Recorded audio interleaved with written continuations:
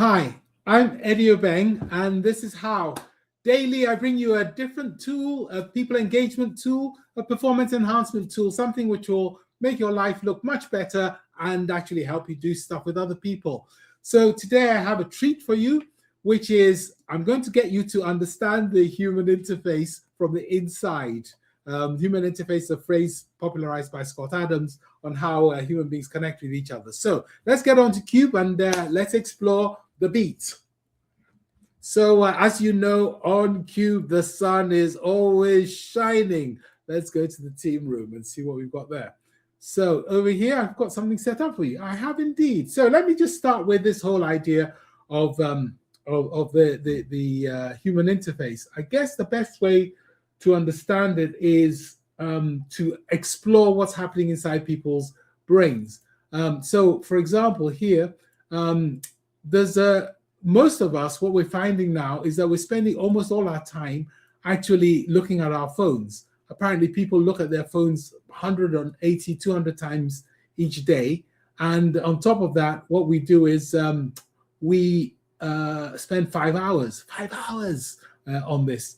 So let's get a bit closer and just see what we've got here. I wanted to share with you the interface of the phone.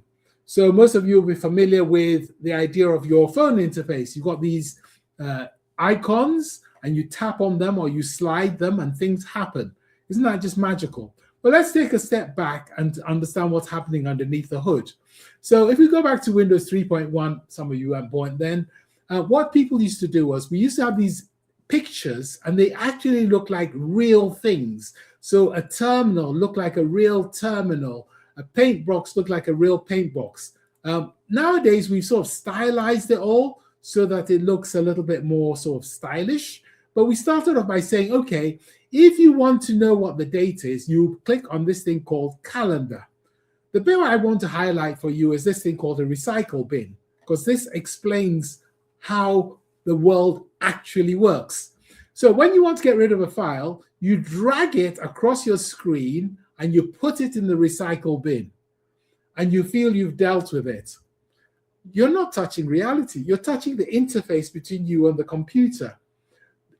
The reality is somewhere on a disk, magnetic charges are being altered, or maybe the file isn't even being moved. All that's happening is the address is being edited. In other words, you don't actually interact with what's happening on your computer. All you ever do is interact with interfaces. And it's exactly the same with human beings. You never actually know what's happening in other people's heads. You have no idea. You actually don't interact with them as beings at all. All you do is you see their interface. And for most people, the interface you first see is the shape of their body, their face, their whatever it is. So if you're a naive person, you look at these tins and you assume that the color of paint inside the tins must be exactly the same. And so this has led to people getting really confused. Like, for example, all over the world, people talk about racism because they assume there are multiple different races because everyone's a slightly different shade of brown.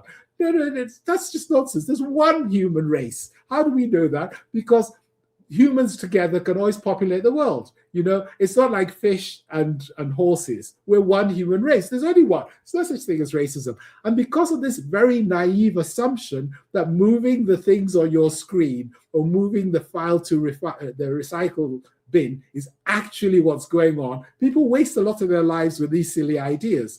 You know, imagine that the tins were all the same in terms of their content, as we all are. We're all human beings with stuff inside us.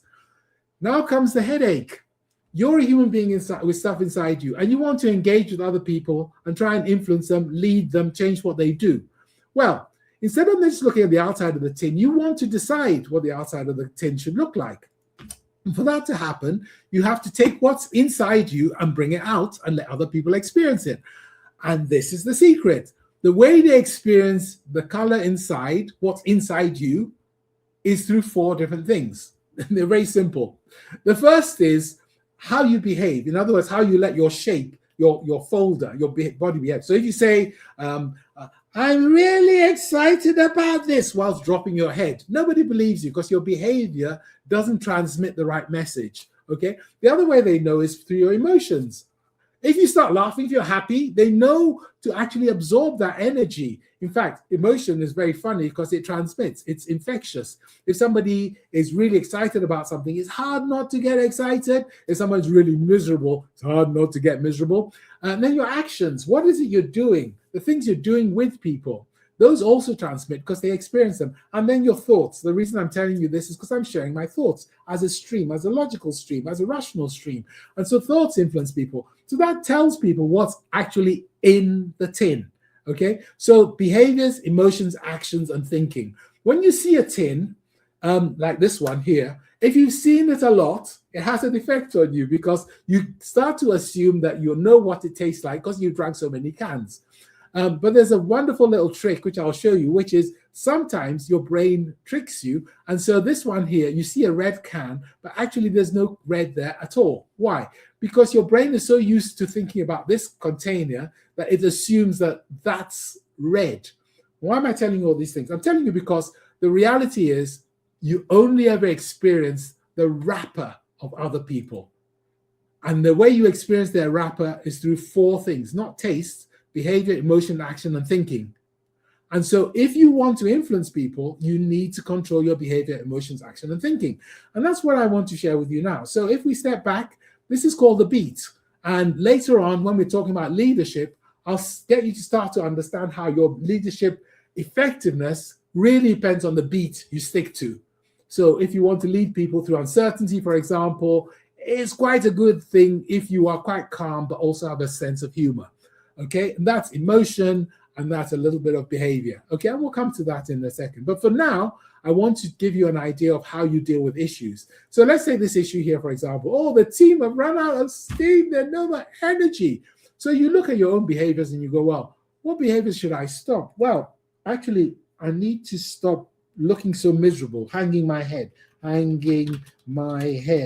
I bring them updates. But what I need to start doing is I probably need to start behavior, my body. I need to put my chest up and look confident, look to the future.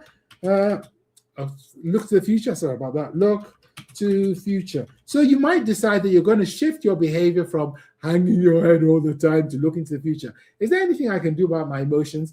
Nah, just a miserable person. Nothing can be done there. Actions, anything I know, it's more about them thinking. I know why they're out of steam because I keep telling them all the problems, but I don't describe, but I don't actually, oh, what did I get there? I tell them the problem. I just did that. Problem. Okay, problems described, but I don't actually tell them anything about what I actually want them to do. So I should probably give them one of my pets, like, I don't know, 5 Ps. Am I doing it right now? Yes, I am. 5 Ps. five Ps to help them organize themselves. So you use the issues and you look at what you could do, what you could start doing, what you could stop doing. And that is BeatIssue. Things to remember. People never experience you. They only experience your wrapper. And you only have experienced people's wrappers. And what's inside might not be what you think is there. Thank you very much. I've been Eddie Obanks. Subscribe to my weekly newsletter, Pet of the Week. And I'll see you tomorrow. Have a great day.